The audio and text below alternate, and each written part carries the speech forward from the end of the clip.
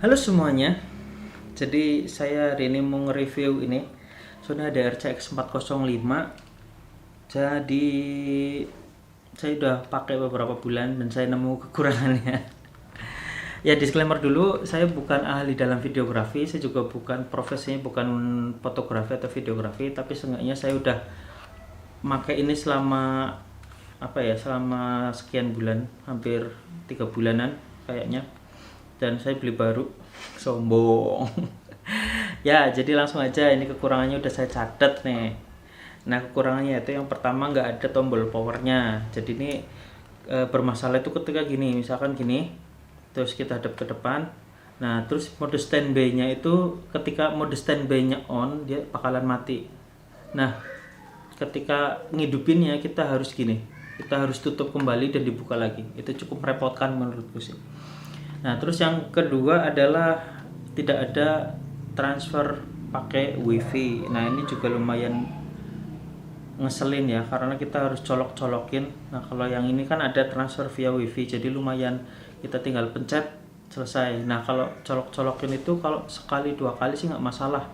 Nah tapi kalau misalkan keseringan, maksudnya dalam artian keseringan, biasanya kan kita edit terus kita kita rekaman terus kita colok dan kita lihat hasilnya gitu kan. Kadang oh ini kurang nih gitu kan, terus kita rekaman lagi. Nih kan sering, biasanya nggak sekali dua kali, biasanya sering.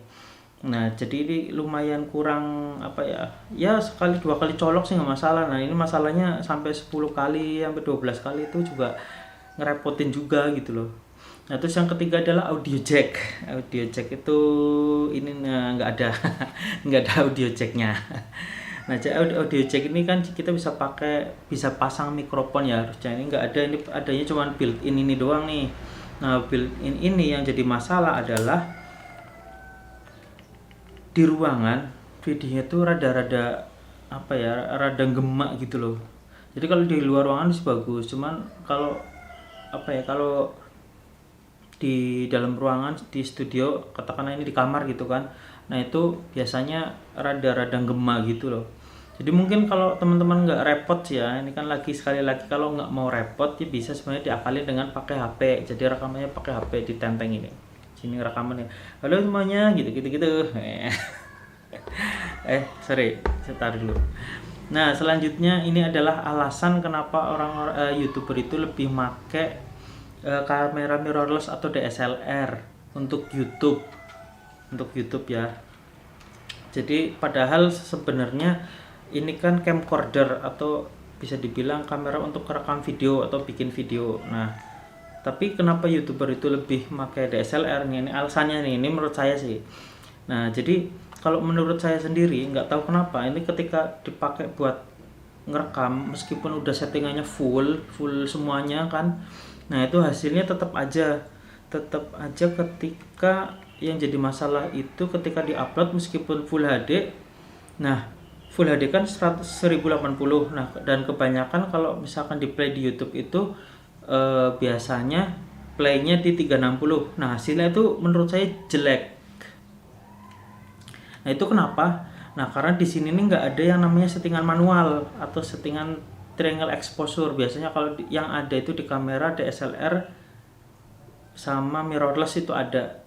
Nah itu mungkin salah satu alasannya. Dan yang anehnya ketika dikompres itu selalu hasilnya nggak setajam yang mirrorless. Ini sorry kalau ada suara ya karena ada kandang ayam di belakang. Oke, selanjutnya apalagi nih, nyontek dulu. Oke, selanjutnya adalah kapan ini kamera dipakai.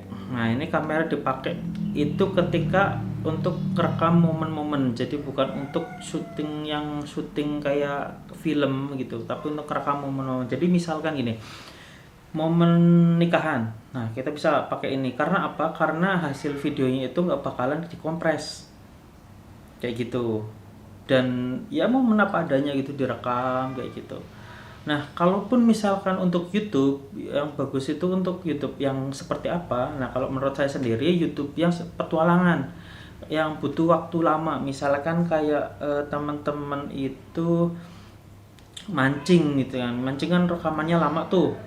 Nah itu ya ini menurut saya recommended, dengan catatan ketika untuk rekam itu rekamannya standar, kualitas standar, jangan yang kualitas full, karena kualitas standar itu kualitas standar itu bisa ngerekam sampai 1,5 jam. Nah sedangkan untuk full itu hanya bisa sampai setengah jam kayak gitu. Oke, selanjutnya adalah rekomendasi. Kalian nah kalian kalau misalkan teman-teman mau beli ini untuk YouTube, saran saya sih mending ditabung lagi, mending beli mirrorless yang untuk YouTuber yang model-model ini ya, model kayak ngomong di depan kayak gini doang, bacot doang gitu kan. Itu mending beli ini Lumix GF10, kalau nggak salah itu sekitar 3 juta sekian gitu kan. Ini kan kalau nggak salah harganya 2.500.000 sampai 2.700.000. Nah itu nambah sejuta lagi dapat yang mirrorless yang seperti itu. Jadi saran saya sih itu, kalau misalkan teman-teman nggak ada budget, menurut saya pakai HP aja. Karena apa? Karena kalau pakai HP itu bisa pakai ini kayak mikrofon kayak Rode gitu. Nah itu bisa pakai HP, mending pakai HP malah menurutku. Nah tinggal kalau misalkan pakai HP, tinggal pencahayaannya dibagusin. Nah contohnya kalau pencahayaannya kayak gini, kayak bagus nih pakai ini lampu belajar. Ini pakai lampu belajar loh padahal. Nah asal itu kalau pakai HP, dan yang jelas kalau pakai HP bisa pakai Rode gitu kan, istilahnya Rode kan ya umumnya, padahal namanya mikrofon eksternal kayak gitu. Ya gitu aja teman-teman, semoga video ini bermanfaat. Kalau buat teman-teman yang kayak wah kayaknya beli camcorder itu bagus, nah itu salah satunya itu kekurangannya. Oke teman-teman, apalagi yang terkhusus ini, aku mau closing lupa terus ya, gitu aja, bye.